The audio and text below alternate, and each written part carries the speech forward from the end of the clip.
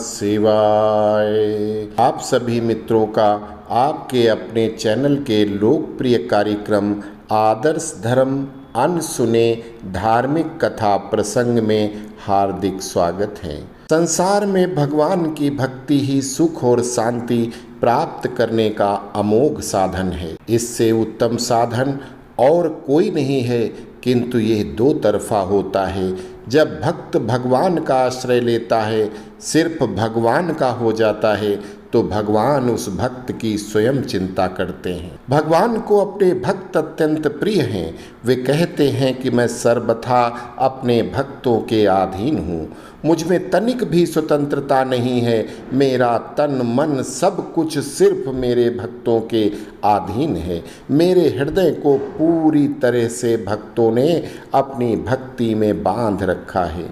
भक्तजन मुझसे प्यार करते हैं और मैं उनसे उतना ही प्यार करता हूँ। उनमें से जो भक्त सबसे ज़्यादा सरल होते हैं वो मुझे शीघ्र प्राप्त कर लेते हैं। अर्थात जिस भक्त के अंदर किसी भी प्रकार के माया मोह लोभ अहंकार काम क्रोध नहीं हो, वही सच्चे मायने में मेरे भक्त हैं। कभी कभी सच्चे मन से थोड़े से ही प्रयास में भक्त मुझे प्राप्त कर लेता है और अपने मन में माया मोह रखते हुए अर्थात उसको त्याग नहीं कर सकने वाले बड़े बड़े तपस्वी, भक्ति का दिखावा करने वाले जन्म जन्म तक तपस्या करते रहते हैं, पर वो मुझे प्राप्त नहीं कर पाते। सत्यम शिवम सुंदरम के प्रतीक भगवान शिव अपने भक्तों के लिए भोलेनाथ हैं, किंतु वही दुष्टों के लिए भाले के समान हैं।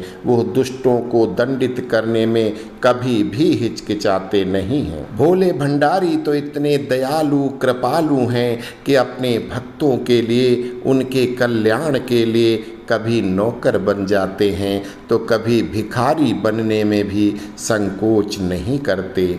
आज भगवान भोलेनाथ के अपने भक्त के प्रति प्रेम की एक ऐसी कथा सुना रहा हूँ जो शायद आपने इसके पहले नहीं सुनी होगी। प्राचीन काल की बात है।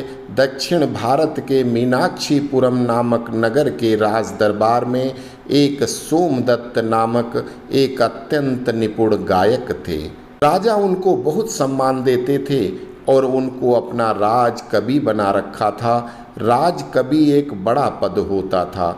उसमें व्यक्ति को राजा के समान ही राजसी पोशाक वेशभूषा के साथ रहना होता है।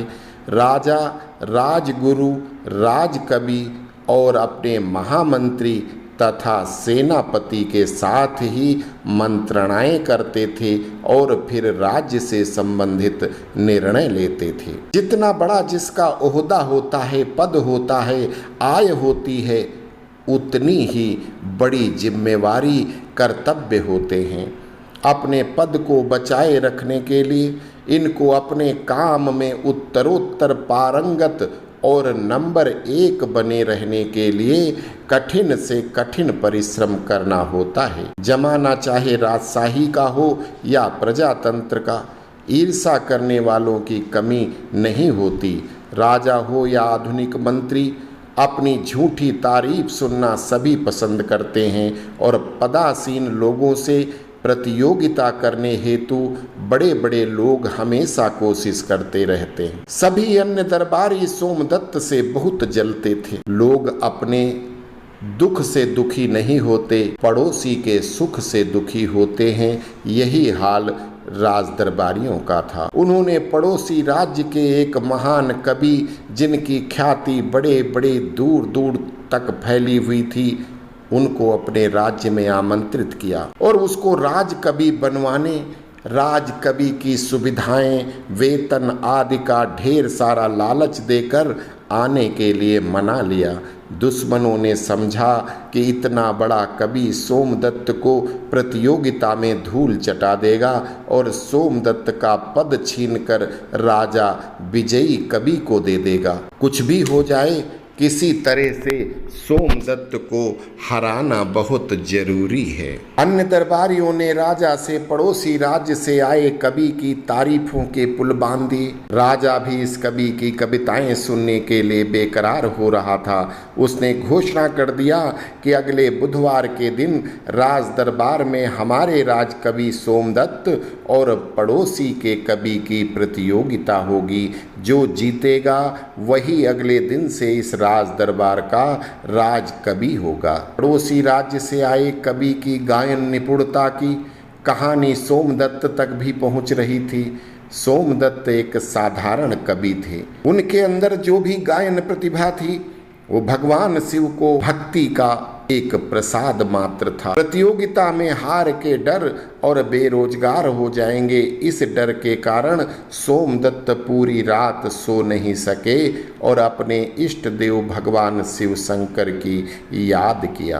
रात में शिव जी के सोमेश्वर नामक मंदिर में गए और दीन भाव से खड़े होकर भगवान की स्तुति करने लगे।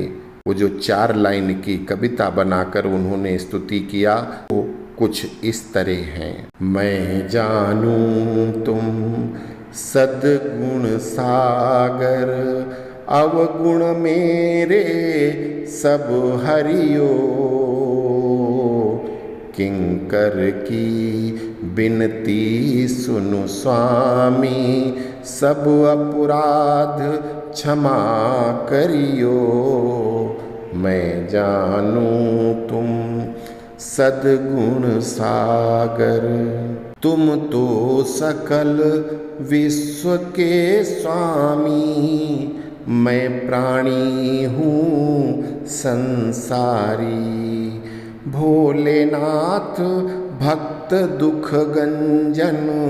भव भंजन शुभ सुखकारी। मेरी लाज अब तेरे हाथ प्रभु, दीन बंधु सब दुख हरियो। मैं जानूं तुम सद्गुण सागर, अवगुण मेरे सब हरियो। अवगुण मेरे सब हरियो। भगवान भोलेनाथ से प्रार्थना करता है कि प्रभु मेरी लाज और मेरा जीवन अब सिर्फ तुम्हारे नाम है। हे प्रभु दया करके मेरी इज्जत बचाइए। हे गिरीश आपसे यही विनती है कि आप दीनानाथ दीन बंधु हो और मैं दीनों का सरदार हूँ, अर्थात आपका कर्तव्य है कि आप अपने भक्त की इज्जत बचाएं। वो कहता है क्या आप मेरी सहायता करके इस घोर विपत्ति से मुझे नहीं बचाएंगे? अवश्य बचाएंगे। मुझे मालूम है कि आप आएंगे, हमें इस कष्ट से उबारेंगे। सोमदत्त के दुख भरे कातर शब्दों को सुनकर भोले भंडारी का मन पिघल गया और अगले ही दिन भगवान शिव ने एक भिखारी की तरह फटे पुराने वस्त्र पहने और अपने हाथ में एक वीणा पकड़ी, एक कटोरा और दूसरे देश से आए कवि के शिविर में प्रकट हो गए। और उस गायक के दरवाजे पर पहुंचकर जोर से आवाज लगाई, नारायण हरि नारायण हरि। विदेशी गायक भिखारी के हाथों में सारंगी देखकर पूछता है कि तुम कौन हो? क्या तुम गाना बजाना जानते हो? भिखारी रूप में भगवान शिव बोले, हाँ मैं थोड़ा थोड़ा गा लेता हूँ। विदेशी गायक बोला, अच्छा थोड़ा सा सुना दो। भगवान शिव ने ऐसा राग छेड़ दिया जिसे सुनकर स्वयं माता सरस्वती लजा जाएं। ऐसा अनुपम वाद्य सुनाया, ऐसी लय के साथ गाना गाया कि विदेशी गायक मंत्र मुग्ध हो गया। ऐसा गान और वाद्य जिसने जीवन में कभी नहीं सुना था। विदेशी गायक ने भिखारी से पूछा कि तुम कौन हो?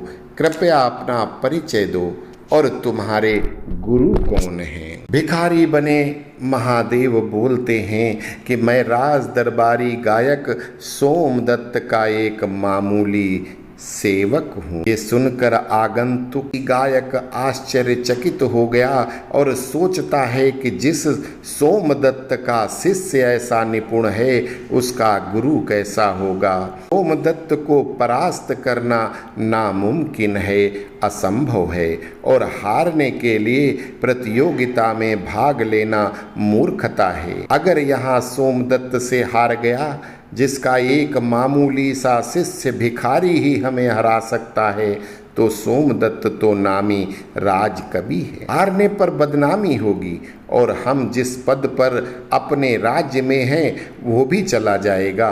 यहाँ तो कुछ मिलने से रहा, बल्कि जो है वो भी गंवा बैठेंगे। नहीं नहीं रे बाबा, मुझे कोई प्रतियोगिता में भाग नहीं लेना।